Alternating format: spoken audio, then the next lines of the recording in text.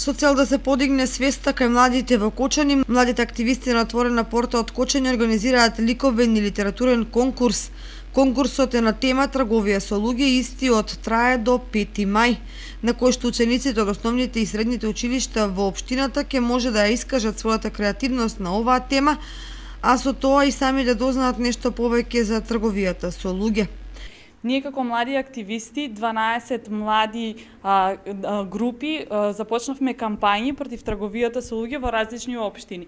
Исто така во нашата општина ние ги повикуваме средношколците и основците да творат на тема трговија со луѓе. Имаме вклучено литературен и ликовен конкурс.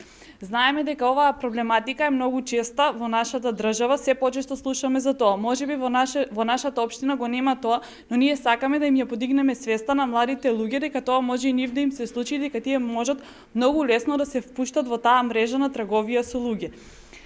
Откако ќе заврши конкурсот кој што е објавен од 1 април па до 5 мај за литературни и ликовни творби, крајот на мај ќе има изложба каде што од формираната комисија од професорите и наставниците од средните и основни училишта ќе бидат изберени најдобрите творби со тоа што ќе добијат награди. Затоа ги повикувам сите ученици кои сакаат да творат да повелат.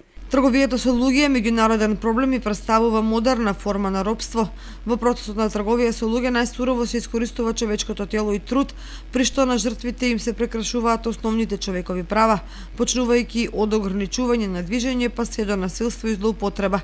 Најчесто се случува во сексуалната индустрија, градежниот, текстилниот и земјоделскиот сектор, но исто така и во приватните домаќинства, препознаени како сектори со слаби колективни права. Поради тоа, младите активисти на отворена порта го организираат овој литературен конкурс, на кој се надеваат дека ќе бидат пријавени голем број на ученици од основните и средни училишта.